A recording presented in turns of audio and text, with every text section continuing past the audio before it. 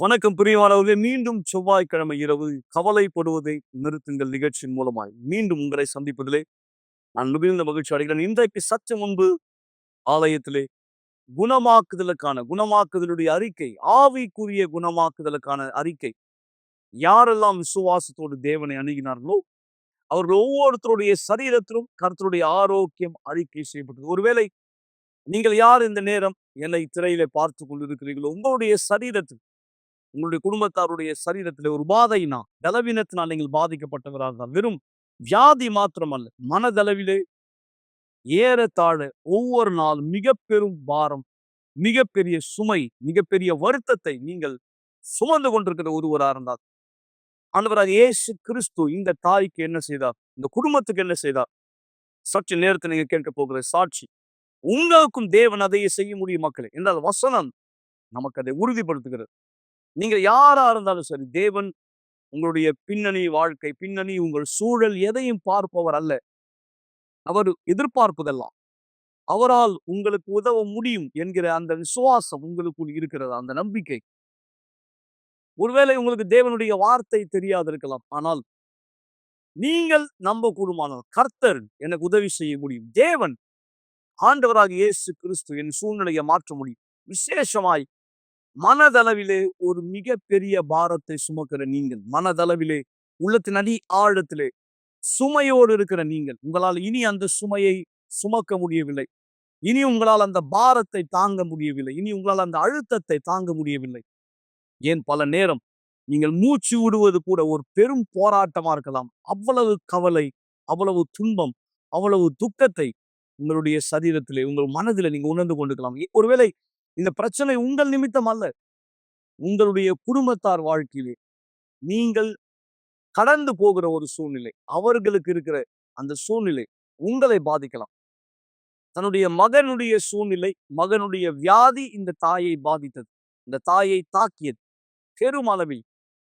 மகன் மரணத்தோட போராடுகிற அந்த வலியை அந்த தாய் பார்த்தார். எவ்வளவு பெரிய ஒரு வருத்தத்தை உள்ளத்தில் உணர்ந்திருப்பார். ஆனால் எந்த நேரம் ஆண்டவராக இயேசுவினுடைய வார்த்தை மீது விசுவாசம் வைத்து தேவனை அணுகினாரோ, அவருடைய பாரம் நீக்கப்பட்டது, அவர் சுமை நீக்கப்பட்டது. கர்த்தர் தாமே இங்கே சொல்லுகிறார், வருத்தப்பட்டு பாரம் சுமக்கிறவர்களே, நீங்கள் எல்லாரும் என்னிடத்தில் வாருங்கள், நான் உங்களுக்கு இலை பாறுதல் தருவேன். குறிப்பாய் வருத்தத்தோடு பாரத்தோடு இருக்கிற நீங்கள் இலை பாறுதலை கண்டடைய முடியும். நீங்கள் செய்ய வேண்டியது எல்லாம் உங்களுடைய விசுவாசத்தை அவருக்கு வெளிப்படுத்துங்கள். இந்த நேரம் கூட, பேசுகிற இந்த தருணம் கூட, நீங்க ஒரு மிக பெரும் பாரத்தை சுமக்கிறீங்க. யாரோ ஒருத்தருடைய வார்த்தை, ஏதாவது ஒரு சூழ்நிலை உங்களை பலவீனம் அடைய செய்திருக்கலாம். நீங்கள் இதை பகிர்ந்து கொள்ள விரும்பினால், இந்த பாரத்திலிருந்து உங்களை விடுவித்துக் கொள்ள விரும்பினால், உங்களுக்கு ஒரு ஆலோசனை தேவையானால், உடனே நீங்கள் திரையில பார்க்கிற தொலைபேசி எண்ணிலை தொடர்பு கொள்ளலாம். நேரடியாய் இங்கே வரலாம். தேவன் தாமே இந்த குடும்பத்துக்கு உதவி செய்ததை போல நிச்சயமாக உங்களுக்கு உதவி செய்ய வல்லவராக இருக்கிறார். சாட்சி பாருங்கள். நாம் தொடர்ந்து நிகழ்ச்சியில முன்னோக்கி செல்லலாம். வணக்கம், என் பேர் ராதிகா. என் வயசு 35 ஆகுது. ஆலயத்துக்கு வர்றதுக்கு முன்னாடி பார்த்தீங்கன்னா என்னோடய வாழ்க்கை ரொம்ப அழிக்கப்பட்ட சூழ்நிலையில் இருந்தது. காரணம்னா, என்னோட குழந்தைக்கு 1.5 வயசில் ஒரு புற்றுநோயானது இருந்தது. அது பிறப்புறுப்பில் அந்த ஒரு பகுதியில் இருந்தது. அப்படிப்பட்ட ஒரு சூழ்நிலையில் தான் நான் முதல்ல ஆலயத்துக்கு வர ஆரம்பித்தேன். என் பையனுக்கு அந்த புற்றுநோயானது முற்றிலும் ரொம்ப அழிக்கப்பட்ட ஒரு சூழ்நிலையை கொண்டு இருந்தது எங்கள் குடும்பத்துக்குள்ளாக. ஏன்னு பார்த்தீங்கன்னா, அந்த நோயை குணமாக்க யாராலுமே முடியல. எந்த மருத்துவமனைக்கு போனாலும், எந்த டாக்டர் கிட்ட போனாலும், இல்லை குழந்தையோட வாழ்நாள் முடிவடைஞ்சிருச்சு, 3 மாசத்துக்கு மேல குழந்தை இருக்காது, ஏன்னா புற்றுநோயானது அவனை ரொம்ப அதிகமா பாதிச்சிருச்சு, இனிமே குழந்தைய பிழைக்க வைக்க முடியாது அப்படின்ட்டு எந்த டாக்டருமே என் குழந்தைக்கு உறுதியா சொல்லலை. எல்லாருமே என்ன சொன்னாங்க, பிழைக்க வைக்க முடியாது அப்படின்ற ஒரு வார்த்தையை மட்டும்தான் சொன்னாங்க. அப்போ அந்த மாதிரி ஒரு சூழ்நிலை ஏன் கண் எதிர்க்க ஏன் குழந்தை இறந்து போறதை ஏத்துக்க எனக்கும் என்னோட கணவருக்கும் விருப்பம் இல்லை. ஸோ ஒரு நாள் நைட்டு நாங்கள் என்ன தீர்மானிச்சோம், நம்ம குழந்தை இறக்கிறதுக்கு முன்னாடி நம்மளே நம்ம உயிரை மறிச்சிக்கணும் அப்படின்றதுக்காக, சூசைட் பண்ணிக்கிறதுக்காக, தற்கொலை பண்ணிக்கிறதுக்காக நாங்கள் முன்னோக்கி போனோம். ஸோ அந்த டைம் என்னோட சித்தி ஒருத்தவங்க வந்தாங்க, ஆலயத்தை பற்றி சொன்னாங்க. சொல்லும் போது நான் அப்போ சொன்னாங்க, அங்கே போ, குழந்தை குணமடைய வாய்ப்பு இருக்குது, நீ எதை பற்றியும் யோசிக்காத அப்படின்னு சொன்னாங்க. அப்ப நான் எதுவுமே நம்பல. அப்போ வந்து ஆலயத்த பத்தி எனக்கு முழுமையா தெரியாது. தேவன பத்தி முழுமையா தெரியாது. நான் வந்து என்ன யோசிச்சேன்னா, ஒரு ஒரு மருத்துவரால முடியாதது எப்படி அங்க போனா முடியும்? அப்படின்ற ஒரு சந்தேகம் எனக்குள்ள இருந்துச்சு. ஆனாலும் என்னோட கணவர் சொன்னாரு, "இல்ல நம்ப எல்லாமே முயற்சி பண்ணிட்டோம். இந்த ஒரு தடவ நம்ப போய் முயற்சி பண்ணி பார்க்கலாம்." அப்படின்னு சொல்லும்போது, முதல் முறையா நான் ஆலயத்துக்கு வந்தேன். வரும்பொழுது போதகர் இருந்தாங்க. வந்து அப்ப அவர்கிட்ட என்னோட பிரச்சனைய பத்தி நான் சொல்லும்போது, பலிபீடத்தின் மேலாக என்னுடைய குழந்தைய வச்சு, எங்கள வச்சு பிரேயர் பண்ணாங்க. பிரேயர் பண்ணிக்கிட்டே இருக்க ஒரு 20 நிமிஷத்துல வந்து எங்களுக்கு ஒரு ஃபோன் வந்தது. நான் வந்து முன்னாள் எந்த மருத்துவமனைக்கு என் குழந்தைக்காக சிகிச்சைக்கு போணும்னா பண்ண முடியாதுன்னு அனுப்பிச்சாங்களோ, அந்த மருத்துவமனையிலேருந்து எனக்கு ஃபோன் பண்ணாங்க. "குழந்தைய கூட்டிட்டு வாங்க. சீஃப் டாக்டர் வந்திருக்காங்க. சர்ஜரிக்கு ஒத்துக்கிட்டாங்க. நீங்க குழந்தைய கூட்டிட்டு வாங்கன்னு" சொல்லும்போது, முறையா அப்பதான் வந்து நான் நம்ப ஆரம்பிச்சேன். இங்க வந்து எனக்கு இவ்ளோ ஒரு வல்லமை இருக்கு. எனக்கான ஒரு அதிசயம் கிடைச்சிருக்கு அப்படின்றது நான் அந்த நாள் தான் உறுதியா நம்ப ஆரம்பிச்சு, அன்னிலருந்து நான் முன்னோக்கி போனேன். போனமும் என் குழந்தைக்கு வந்து ஆப்ரேஷன் பண்ண முடியாதுன்னு சொன்ன டாக்டர் வந்து ஆப்ரேஷன் பண்ணி ஒரு உறுப்போட எடுத்துட்டாங்க. ஒரு உறுப்பு இல்லனாலும் ஆப்ரேஷன் பண்ணி முடிஞ்சாலும் குழந்தையோட வாழ்நாள் பார்த்தீங்கன்னா 3 மாசம். வெறும் 90 நாள்னு எழுதி என் கையில குடுத்துட்டாங்க. இதுக்கு மேல குழந்தை இருக்காது அப்படின்னு சொல்லிட்டு. அப்ப நான் தீர்மானிச்சேன், யாராலும் முடியாத ஒரு ஆப்ரேஷன பண்ண வைக்கும்பொழுது, தேவனால இத ஏன் குணப்படுத்த முடியாது? அப்படின்னு வந்து நான் தேவனிடத்துல வந்து ஒரு பொருத்தனை செஞ்சேன். நான் வந்து 1 மாசமா நடந்துட்டு இருந்தேன் ஹாஸ்பிட்டலுக்கு. முடியாத பட்சத்துல ஒரே நாள் ஆலயத்துக்கு வந்த பிறகு தேவன் என்னோட வாழ்க்கைய மாத்துனார். அப்போ அந்த விஷயம் நடந்தது உண்மைன்னா, என்னோட குழந்தை வாழ்க்கையில இருக்க இந்த புற்றுநோய் முற்றிலும் விடுதலையாகணும். நான் மருத்துவரோட வார்த்தைய நான் நம்ப மாட்டேன். உங்களோட வார்த்தைய நான் ஏத்துக்கிறேன். அப்படின்னு சொல்லி நான் ஒரு பொருத்தனை செஞ்சு தேவனோட தனிப்பட்ட விதத்துல நான் ஒரு பொருத்தனை செஞ்சேன். நான் பொருத்தனை செஞ்சு அந்த பொருத்தனைய கூட நான் நிறைவேத்தல. ஆனா டாக்டர் சொன்ன 3 மாசத்துக்கு முன்னாடியே 3 வாரத்துல என் குழந்தைக்கு புற்றுநோய் இல்லன்னு கையில எனக்கு ரிப்போர்ட் வந்துருச்சு. என்னால அத நம்பவே முடியல. அப்ப மீண்டும் எந்த டாக்டருமே நம்பல. திரும்பி திரும்பி என் குழந்தைய கொண்டு எல்லா இடத்துலயும் டெஸ்ட் எடுக்க சொன்னாங்க. அவங்க எங்கெல்லாம் சொல்றாங்களோ அங்கெல்லாம் வந்து நான் பலிபீடத்துல வந்து பிரேயர் பண்ணிட்டு என்னோட பொருத்தனைய வச்சுட்டு நான் போனேன் நானு. போகும்போது அந்த டாக்டர் நம்பவே இல்ல. என் கையில கேன்சர் இருக்குன்றதுக்கான ரிப்போர்ட் இருக்கு. ஒரு உறுப்பு அவனுக்கு இல்லன்றதுக்கான ரிப்போர்ட்டும் என்கிட்ட இருக்கு. ஆனா இன்னைக்கு நடந்த சூழ்நிலையில பார்த்தீங்கன்னா, எனக்கு கேன்சரே இல்லன்ற ரிப்போர்ட் இப்பவுமே வருது. எந்த டெஸ்ட் எடுத்தாலும் அவனுக்கு கேன்சர் இல்லன்ற ரிப்போர்ட் தான் வருது. இந்த சம்பவம் வந்து இவனோட 1 1/2 வயசுல நடந்தது. இன்னைக்கு என் பையனுக்கு 13 வயசு ஆகுது. இன்னைக்கு நான் டெஸ்ட் எடுத்தா கூட என் பையனுக்கு கேன்சர் இல்ல அப்படின்ற ரிப்போர்ட் மட்டும் தான் குடுத்திருக்கு. தேவன் வந்து என் வாழ்க்கையில வந்து எத முடியாதுன்னு நான் நினைச்சேனோ, அது முடிச்சு தேவன் யாருன்னு எனக்கு தெரிவிச்சாரு. ஸோ நான் வாழ்க்கையில முன்னோக்கி போம்போது ஆனாலும் போக போக என்னோட வாழ்க்கையில பார்த்தீங்கன்னா, நான் இன்னும் அதிக நெருக்கமாகணும் அப்படின்ற ஒரு சூழ்நிலையில இருக்கும்பொழுது, வாழ்க்கையில நெறைய பிரச்சனை. ஒரு குழந்தையோட வியாதி குணமானதுக்கு அப்புறம், குடும்ப வாழ்க்கையில பிரச்சனை அதிகமாச்சு. என் கணவர் வந்து குடிப்பழக்கத்துக்கு ரொம்ப அடிமையானாரு. நான் எவ்ளோ பண்ணியுமே அத மாத்த முடியல. அவர் அந்த குடிப்பழக்கத்துலருந்து என்னால விடுதலையாக்க முடியல. காரணம் என்னோட குடும்ப சூழ்நிலை அந்த மாரி இருந்தது. ஒரு பக்கம் வறுமையில இருந்தேன். இன்னொரு பக்கம் என்னோட திருமண வாழ்க்கையில நிம்மதி இல்லாத இருந்தேன். அப்ப நான் யோசிச்சேன், "ஆண்டவரே நான் என்ன செய்யணும்? எனக்கு ஒரு ஆலோசனை குடுங்க." அப்படின்னும்போது நான் திரும்பி பலிபீடத்து முன்பாக நின்னு நான் திரும்பி பிரேயர் பண்ணேன். பிரேயர் பண்ணும்போது அப்ப நான் யோசிச்சேன். முதல்லாம் வந்து நான் வந்து வேலைக்கு தான் ரொம்ப முக்கியத்துவம் குடுத்தேன். வார நாட்கள்ல வந்து சரியா வந்து சர்ச்சுக்கு வரமாட்டேன் நானு. அந்த ஞாயிற்றுக்கிழமை மட்டும் தான் வருவேன். என்னோட வேலையில தான் நான் முதலிடமா இருந்தேன். ஏன்னா, எனக்கு குடுத்த பொறுப்பு நான் வேலை செய்ய செய்ய என்ன வந்து மேல மேல வந்து பொறுப்பாளியா அதிகரிச்சாங்க. ஸோ எனக்கு வந்து அதுல தான் அந்த இன்ட்ரெஸ்ட் போச்சு. நான் வந்து ஆலயத்துல விட்டு ரொம்ப நெருக்கம் இல்லாத மாரி நான் கொஞ்சம் உணர்ந்தேன். அப்ப நம்ம வந்து கேட்கும்போது ஆனா வேலையில நான் இருந்தாலும் என்னோட திருமண வாழ்க்கையும், என்னோட வாழ்க்கையும் வந்து அழிக்கப்பட்ட சூழ்நிலையில தான் இருந்தது. கொஞ்சம் கூட மாற்றமே இல்ல. ஒரு நாள் வந்து என்னால தீர்க்க முடியாத பிரச்சனை குடும்பத்துல ஏற்படும்போது தான் நான் தேவனிடத்துல கேட்டேன்.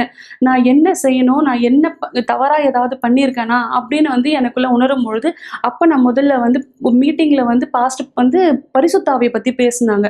அப்ப நான் அத உணர்ந்தேன். சரி நமக்குள்ள முதல்ல பரிசுத்த ஆவி இருக்கும் பொழுது, எந்த பிரச்சனையா இருந்தாலும் நம்ம அத வந்து எதிர்த்து நிக்க முடியும். பிரச்சனைய வந்து எதிர்த்து நிக்கும்போது பிரச்சனை நம்மள விட்டு விலகிடும்ன்றத வந்து உணர்ந்தேன். அப்ப நான் முதல்ல என்ன பண்ணேன்னா, பரிசுத்த ஆவி தேடுறதுக்காக நான் எதெல்லாம் முதல்ல செய்யாம இருந்தேனோ, ஆலயத்துக்கு தொடர்ந்து வர ஆரம்பிச்சேன். மீட்டிங்ல கலந்துப்பேன்.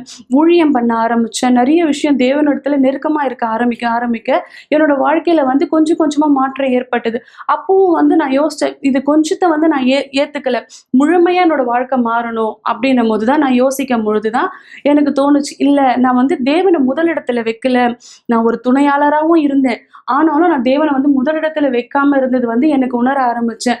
முதல்ல நான் ஏன் தேவன் முதலிடத்துல வைக்கல? எது நமக்கு இது தடையா இருக்குதுன்னு யோசிக்கும் பொழுது என்னோட வேலையும் நான் சம்பாதிக்கிற அந்த சம்பாதனையம் தான் எனக்கு பெருசா தெரிஞ்சது. ஏன்னா, அப்ப என்னோட குடும்ப சூழ்நிலை அழிக்கப்பட்டதா இருந்ததுனால.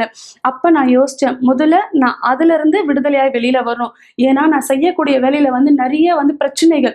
நேர்மையான வழியில போகக்கூடியவா இல்ல. எனக்கு மேல இருக்கிற அதிகாரிங்க சொல்லக்கூடிய அந்த அந்த ஒரு செயல நான் செய்யக்கூடிய ஒரு சூழ்நிலையில இருப்பேன். ஆனா, அது தவறுன்னு தெரிஞ்சும், ஆனா என்னால வந்து அத விட்டுட்டு வர முடியல. ஏன்னா, என்னோட வேலை, எனக்கு இந்த சம்பளம் குடுக்குறாங்க. என்னோட சூழ்நிலை இப்படி இருக்கு அப்படின்னு தான் யோசிச்சேன். அப்ப நான் தேவன்கிட்ட கேட்டேன். நான் கேட்கும்போது தேவன் எனக்கு உணர்த்தி வந்து முதல்ல நான் அந்த வேலையிலேருந்து வெளியில வரணும். வந்ததுக்கு அப்புறமா அப்ப யோசிச்சேன். அப்ப நான் துணிச்சலா ஆனா எனக்குள்ள நெறைய குழப்பம் இருந்தது. நம்ம வேலைய விட்டுட்டா நம்ம என்ன பண்ணுவோம்? நம்ம ஏது செய்வோம்? நமக்கு வழி இல்லையே! நமக்கு நிலைமை இல்லையேன்னு யோசிச்சேன். ஆனா ரொம்ப குழப்பத்திலே 1 மாசமா வந்து நான் அந்த குழப்பத்திலேயே வந்து செய்ய ஆரம்பிச்சும்போது, மேல மேல வந்து எனக்குள்ள வந்து நெறைய கஷ்டங்கள் தான் வந்தது. அந்த குழப்பத்துக்கான தெளிவான தீர்வு என்னால கிடைக்க முடியல. நான் திரும்பி யோசிச்சேன். எனக்கான தெளிவான பதில் கிடைக்கணும்னா தேவன் கிட்ட மட்டும் தான் முடியும்னு. திரும்பி நான் தேவனிடத்தில் வந்து கேட்கும்பொழுது எனக்கு சரியான பதில் குடுத்தார். நான் வந்து துணிச்சலா முடிவெடுத்து என் வேலைய விட்டு விலகி வந்துட்டேன். வேலைய விட்டு விலகி வந்த அடுத்தபடியா பார்த்தீங்கன்னா, என்னோட கல்யாணம் ஆகி 14 வருஷமா குடிச்சிட்டு இருந்த என் கணவர் இன்னைக்கு குடிய முற்றிலும் விட்டுட்டாரு. குடி இல்ல என்னோட கணவரோட வாழ்க்கையில குடி இல்ல. இப்ப அந்த வேலைய நான் விட்டுட்டாலும், தேவனிடத்தில் இன்னும் அதிகமா நெருக்கமா இருக்கிற மாரி இன்னும் ஆலயத்துல இருக்கக்கூடிய எல்லா விஷயத்திலும் வந்து கலந்துக்க ஆரம்பிச்சேன். எதெல்லாம் நான் செய்ய மாட்டேனோ, இப்ப அதெல்லாம் செய்ய ஆரம்பிச்சேன். என் கணவர் அந்த குடிப்பழக்கத்துல இருந்து விடுதலை ஆயிட்டாரு. இப்ப எனக்கு வேலை இல்லனாலும், என்னோட சொந்த தொழில நான் செய்ய ஆரம்பிச்சேன். நான் வேலை செஞ்சு சம்பாதிக்கிறத விட, இப்ப நான் வீட்ல இருந்து செய்ற சம்பாதனையும் எனக்கு அதுவே வந்து போதுமானதா இருக்குது. என்னோட வந்து தேவைகள வந்து நிறைவு செய்யக்கூடிய ஒரு போதுமானதா இருக்கு. காரணம் என்னன்னா, நான் தேவனிடத்துல முன்னோக்கி போகும்பொழுது, தேவன் எனக்கான ஆலோசனைய குடுக்குறாரு. அவர நான் முதல் இடத்துல வைக்கும்பொழுது, எனக்கான தேவைய அவர் சந்திக்கிறாரு. நான் இப்போ வந்து ரொம்ப பெலனா இருக்கேன். எல்லா ஆலயத்துல நடக்கிற காரியத்துல நாங்க கலந்துக்கிறோம். இன்னைக்கு நானும் என் குடும்பம் முழுவதும் தேவனுடைய ஆலயத்துல இருக்கோம். முழு சந்தோஷத்தோட இருக்கோம். பிரச்சனை எங்களுக்குள்ள இருக்கு. இருந்தாலும் அந்த பிரச்சனைய எதிர்த்து நிற்க வந்து தேவனிடத்துல எங்களுக்கு பலன் அதிகமா இருக்கு. நாங்க வந்து எந்த பிரச்சனை இருந்தாலும் பிரச்சனைய முன்னாடி வைக்கல. தேவன முதல்ல வைக்கிறோம். எங்களோட பிரச்சனை எங்களுக்கு தெரியாமலே அது காணாம போகுது. நல்லது நண்பர்களே, மீண்டும் நான் உங்களை நிகழ்ச்சியில வரவேற்கிறேன். நீங்கள் கேட்ட சாட்சி, நீங்கள் பார்த்தீர்கள் அந்த தாயினுடைய உள்ளத்திலுடைய பாரம், ஒரு மகனுடைய குணமாக்குதல் மூலமா எப்படி நீக்கப்பட்டது. இன்றைக்கு அந்த மகன் ஆரோக்கியமான ஒருவராய் கண்டிப்பாய் அந்த பிள்ளை வளர்ந்து தேவனுடைய வல்லமைக்கு சாட்சியா இருக்கிறார். உங்களுக்கும் இது நடைபெற முடியும் மக்களே.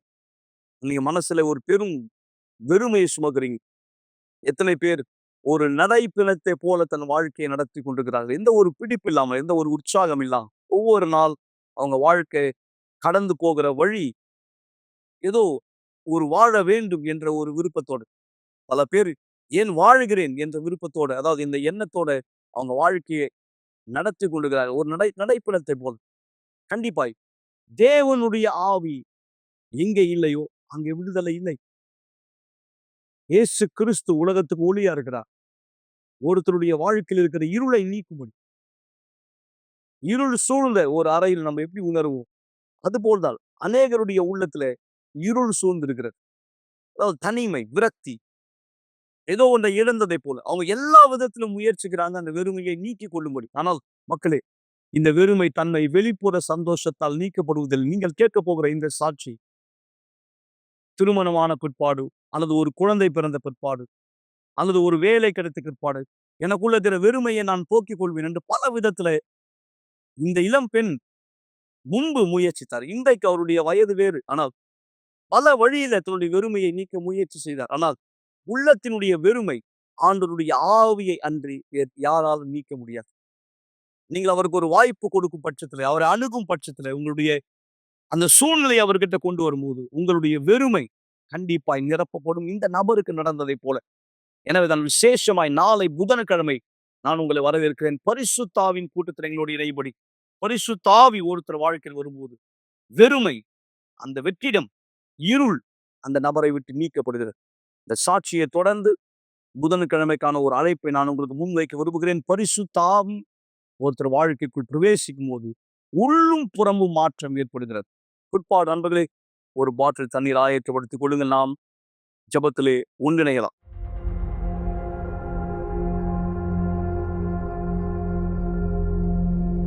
என்னுடைய வாழ்க்கையில் ரொம்ப காலமாகவே இந்த மன அழுத்தமானது இருந்தது. நான் சின்ன வயசாக இருக்கும்போதே என்னுடைய பெற்றோருடைய திருமண வாழ்க்கையில் பிரச்சனையானதை நான் பார்க்க ஆரம்பித்தேன். நான் ரொம்ப சின்ன வயசாக இருக்கும்போதே அவங்க விவாகரத்து வாங்கிட்டாங்க. எங்கள் அப்பா மேலே நான் வெறுப்பை வளர்த்துக்கிட்டேன். நேரம் போக போக அது அதிகரிச்சுட்டே போச்சு.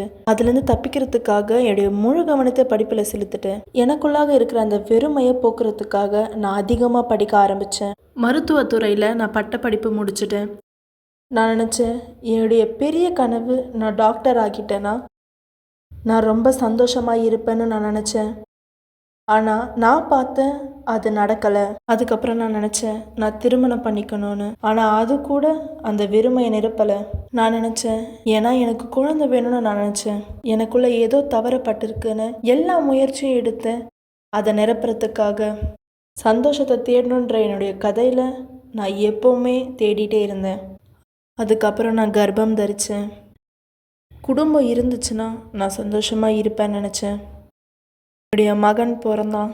எப்போ என்னுடைய மகன் பிறந்தானோ அப்போவே என்னுடைய கனவுகள், நான் எதை சாதிச்சா சந்தோஷம் அடைவேன்னு நான் நினச்சேனோ அது எல்லாமே தடைப்பட்டுடுச்சு. நான் உணர்ந்தேன் நான் சந்தோஷத்தை கண்டுபிடிக்கலன்னு. என்னுடைய வாழ்க்கையில் சில அறிகுறிகளை நான் பார்க்க ஆரம்பித்தேன். முன்பு இல்லாத அறிகுறிகளை நான் பார்க்க ஆரம்பித்தேன். எப்படிப்பட்ட அறிகுறினா, மன அழுத்தம். சில நேரத்தில் நான் நல்லா இருப்பேன், திடீர்னு நான் பதட்டம் அடைவேன். ஏதோ ஒன்று இறுக்கி பிடிக்கிறது போல் நான் உணர்வேன். ஏதோ ஒன்று நடக்க போகுது, நான் இறந்துடுவேன் அப்படின்னு நினச்சேன். அது என்னை பயமுறுத்த ஆரம்பிச்சுது. நான் அதிர்ச்சினால் தாக்கப்பட்டேன், பதட்டத்தால் தாக்கப்பட்டேன். எனக்கு இரவில் தூக்கம் வராது. நான் யாருக்கிட்டேயுமே சொல்லலை எனக்குள்ளே என்ன நடக்குதுன்னு. ஏன்னா என்னுடைய வாழ்க்கையை நான் வெளிப்படுத்த நான் வைக்கப்பட்டேன். ஏன்னா எப்போவுமே நான் ஒரு போருக்குரிய பெண்ணாக, பலனுள்ள பெண்ணாக தான் நான் இருப்பேன். பெரும்பாலும் மக்கள் நியாயம் தீர்ப்பாங்க. யார் மன அழுத்தத்தில் இருக்காங்களோ அவங்க பலவீனமானவங்கன்னு சொல்லுவாங்க. அதே மாதிரி என்ன நான் நினச்சேன். ஆனால் நான் பார்க்க தொடங்கினேன், இது எப்படின்னா என்னுடைய சக்திக்கு மீறினதாக இருக்குது. எது என்னுடைய கட்டுப்பாடில் இருக்குதோ அதை தாண்டினதாக இருக்குது. ஒரு நாள் காலையில் என்னுடைய மகனோட நான் வெளியில் வாக்கிங்காக போனேன். அப்போ என்னுடைய குழந்தைக்கு 6 மாதம்தான் ஆச்சு. அவன் என்னுடைய கார் பின்னாடி சீட்டில் உக்காந்துட்டு இருந்தான். அந்த தருணத்தில் நான் உணர்ந்தேன், நான் ரொம்ப வேகமாக போனேன். ட்ரக்கு அடியில் அவ்வளோ வேகத்தில் நான் போனேன். ஏதோ ஒன்று என்னுடைய காலை தள்ளி ஆக்சிலேட்டரை மிதிக்க வைக்கிற மாதிரி பண்ணுச்சு. எப்போவுமே என்னுடைய சகோதரியும் என்னுடைய சகோதரனும் எனக்காக ஜெபிச்சுட்டு இருப்பாங்க. அவங்களுடைய ஜபந்தான் என்னை காப்பாற்றுச்சுன்னு நான் உறுதியாக இருந்தேன். நான் கண்டுபிடிச்சேன் எனக்கு ஒரு வியாதியானது இருக்குன்னு. ஆனால் அது சரீரபூர்வமான வியாதி இல்லை, மன ரீதியான பிரச்சனையாக இருந்துச்சு. என்னுடைய ஆத்மாவில் வியாதியாக இருந்தது. நான் உணர்ந்தது மருத்துவத்தால் குணப்படுத்த முடியாதுன்னு எனக்கு தெரியும். என் பையன் இரவில் சில வினோதமான விஷயங்களை கடந்து போக ஆரம்பித்தான். நாங்கள் டாக்டர்ஸாக இருக்கிறதால சில விஷயத்தை நாங்கள் ஆராய்ந்து பார்த்தோம். இதனுடைய பிரதிபலனாக எங்களால் எதுவுமே கண்டுபிடிக்க முடியல. ஒரு நாள் மோசமான நாளாக இருந்தது. என் பையன் நிறைய தடவை எந்திரிச்சிட்டான், பயந்தான், அழுதான். கிட்டத்தட்ட 13 தடவை அவன் எந்திரிச்சிட்டான். அந்த இரவு கிச்சனில் ஏதோ விழுற மாதிரி சத்தம் கேட்கும். நான் அங்கே போய் பார்ப்பேன், ஆனால் அங்கே எதுவுமே இருக்காது. வீடை சுற்றி நான் நிழல்களை பார்க்க ஆரம்பித்தேன். அவனுடைய அறைகளிலும் நான் நிழல்களை பார்க்க ஆரம்பித்தேன். அவன் ரொம்பவே பயந்தான், பரிதவிப்போடு அழுதுட்டே. விடியகால 5 மணிக்கு என்னுடைய சகோதரிக்கு நான் கால் பண்ணேன். இதுக்கு மேலேயும் என்னால் ஏற்றுக்க முடியாது, இந்த தொந்தரவுகள், நான் கேட்ட சத்தங்கள், இதுக்கு மேலேயும் என்னால் தாங்க முடியாது. அதனால அவங்கள நான் ஜெபிக்க சொல்லி கேட்டேன். வணக்கம், என்னுடைய பேர் ஆண்ட்ரியா. நான் டானியாவுடைய சகோதரி. ஒரு நாள் ஒரு அழகான காலை நேரத்துல அவ எனக்கு ஃபோன் பண்ணியிருந்தா. அவ என்கிட்ட சொல்லியிருந்தா அவளுக்கு ஜெபம் தேவைன்னு. அவ ரொம்ப பரிதவிப்பா இருந்தா.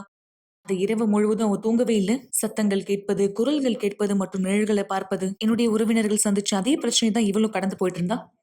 ஏறக்குறைய 2 வருஷமா இந்த பிரச்சனையை அவ சந்திச்சா. அங்க எப்போவே அங்க இருந்தும் வார்த்தையை கொடுப்பதற்காக மற்றும் சத்தியத்தை அவ தெரிந்து கொள்ளும்படியாக. எனக்கு நல்லா ஞாபகம் இருக்கு. அன்னைக்கு நடந்தது இன்னைக்கு நடந்த மாதிரி இருக்கு. அதுதான் என்னுடைய வாழ்க்கையிலே மோசமான நாட்களாக இருந்தது. 1.5 வருஷமா நான் தேவனை வேற இடத்துல தேடிட்டு இருந்தேன். நான் தேவனுடைய வார்த்தையை கற்றுக்கொண்டேன். நான் தேவனுடைய வார்த்தையின் மீது தாகத்தோடு இருந்தேன். நான் கேட்டது செயல்படுத்தணும்னு நான் கேட்கல. நான் ஊழியம் செய்கிறவ, ஆனால் ஒரு பொழுதும் என்னுடைய வாழ்க்கையானது மாறலை.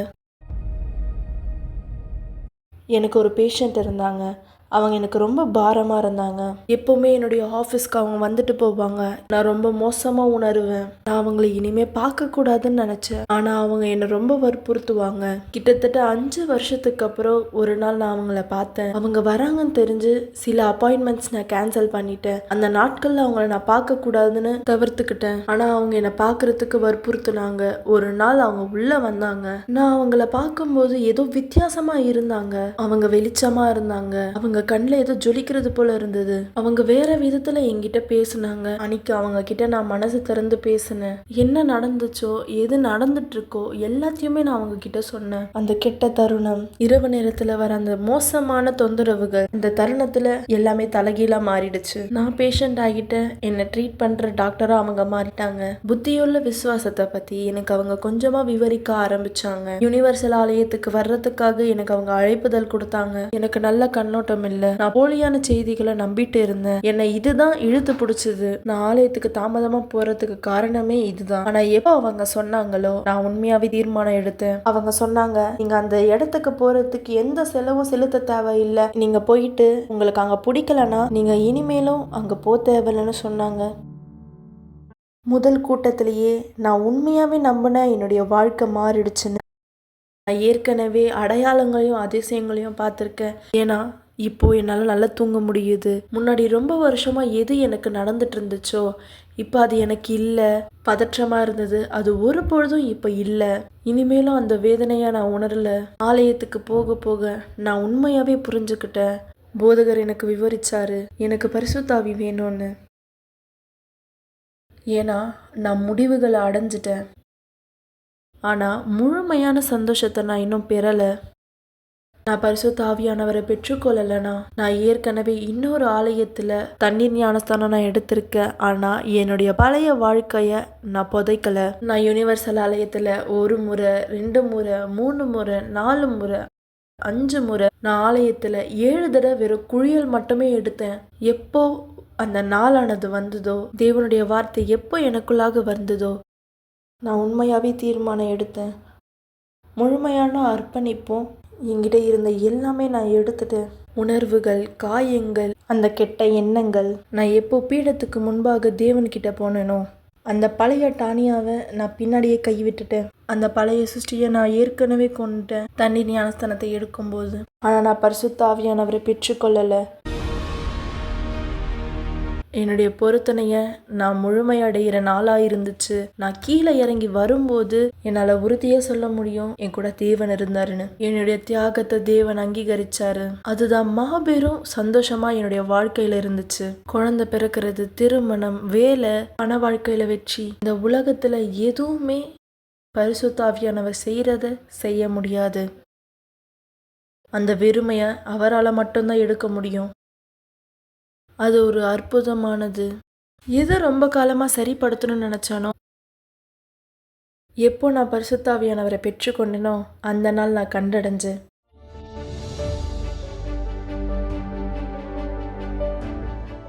பரிசுத்த ஆவியானவரை பெற்றுக்கொண்டதுக்கு அப்புறம் தேவனுடைய வாக்குத்தத்தத்தை என்னுடைய வாழ்க்கையில் நான் அடையணும்னு நான் தேட ஆரம்பித்தேன். ஏன்னா எது முக்கியமாக இருக்கோ அது ஏற்கனவே நான் பெற்றுக்கொண்டேன். என்னுடைய வேலையையும் நான் அதிகமாக முதலீடு செய்ய ஆரம்பித்தேன். இன்றைக்கி நான் நோ கட் ஐலட் சர்ஜரியை நான் செய்கிறேன். இந்த முழு உலகத்துலேயும் என்னால் மட்டும்தான் இதை செய்ய முடியும். இது பீடத்திலிருந்து எனக்கு வந்தது. இது தேவனுடைய வழிகாட்டுதலோடு நான் பண்ணுறேன். என்னுடைய திருமண வாழ்க்கை அருமையாக இருக்குது. என்னுடைய மகன் அருமையாக இருக்கான். இப்போ என்னுடைய மகனுக்கு 20 வயசு ஆகுது. அவர் தேவனுடைய மனுஷனா இருக்கான். நான் நம்புறேன் அதை விட தேவன் எனக்கு அதிகமா இருக்காருன்னு. பரிசுத்த ஆவியானவரை நான் பெற்றுக்கொண்டதுக்கு அப்புறம் தேவன் எனக்கு எதுவுமே கொடுக்கலனாலும் இந்த உலகத்திலேயே முழுமையான சந்தோஷமான ஒரு நபரா நான் இருக்கேன். இங்க எல்லாமே தற்காலிகமானது தான். உண்மையாவே பீடம்தான் எனக்கு ஒரு வாய்ப்பானது கொடுத்தது. இப்போ இருக்கிற எல்லாமே நான் பெற்றுக்கொள்றதுக்காக. நான் புரிஞ்சுக்கிட்டேன், பீடம்தான் உண்மையான அர்ப்பணிப்பு. நம்ம எப்போ பீடத்துக்கு முன்பாக போகிறோமோ முழுமையாக அர்ப்பணிக்கணும். பாதி வாழ்க்கையை அர்ப்பணிக்கும்போது எந்த பயனும் அதில் இல்லை. நம்முடைய வாழ்க்கையை முழுமையாக அர்ப்பணிக்கணும். தேவன் எப்போவுமே அதை மரியாதை செய்வார்.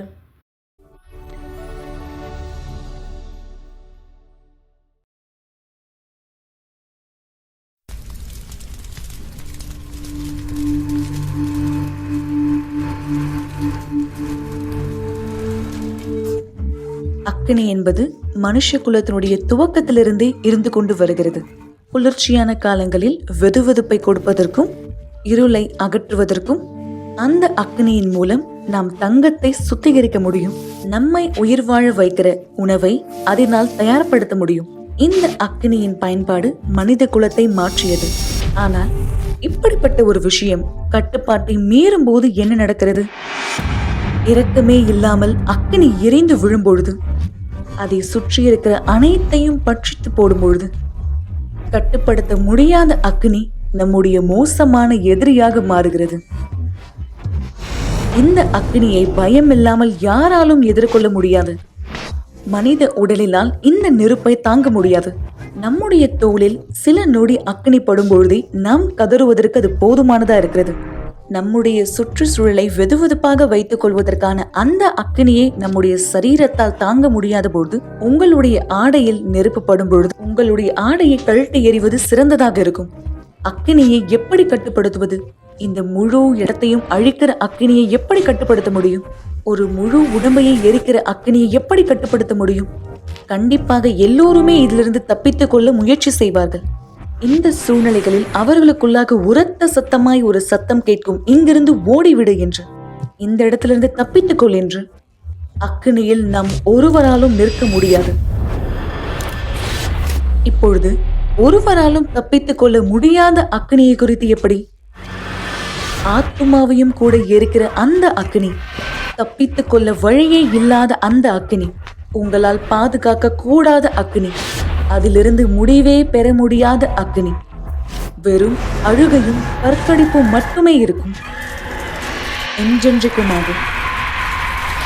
இந்த அக்கினிக்குள்ளாக இருந்து நம்மால் புகைப்படத்தை காண்பிக்க முடியாது. இதை வெறும் கற்பனையாக மட்டுமே உருவாக்கி காண்பிக்க முடியும். துரதிர்ஷ்டவசமாக பலர் இந்த அனுபவத்தை தங்களுடைய சரீரத்தில் அனுபவிப்பார்கள். அந்த நாளில்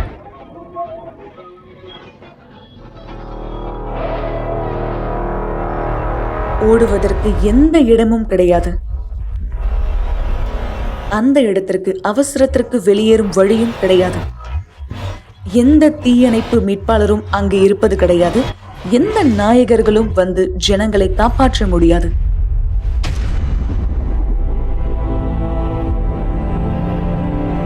தீர்ப்பு அந்த நாளில் கொடுக்கப்படும். ஒன்று மட்டும் உறுதி, அந்த அக்கினி யாராலும் அணைக்கப்பட முடியாது. அந்த வேதனை ஒருபொழுதும் முடிவடையாது.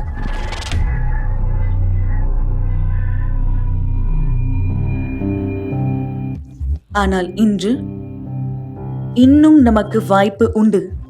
இன்னும் நாம் தேர்ந்தெடுக்க முடியும். இன்னும் நம்பிக்கை உண்டு. ஏனென்றால் நீங்கள் உயிரோடு இருக்கும் வரை இந்த இறுதியான இடம் முடிவு செய்யப்படவில்லை. ஒருவர் அவருடைய சரீரத்தில் அவருடையதில்லாத வலியை உணர்ந்தார். எனவே நீங்கள் அந்த வலியை அனுபவிக்க கூடாது என்பதற்காக. நரகம் என்பது உண்மை, ஆனால் ரட்சிப்பு என்பதும் உண்மை. எனவே தீர்மானம் உங்களுடைய கரத்தில் உள்ளது.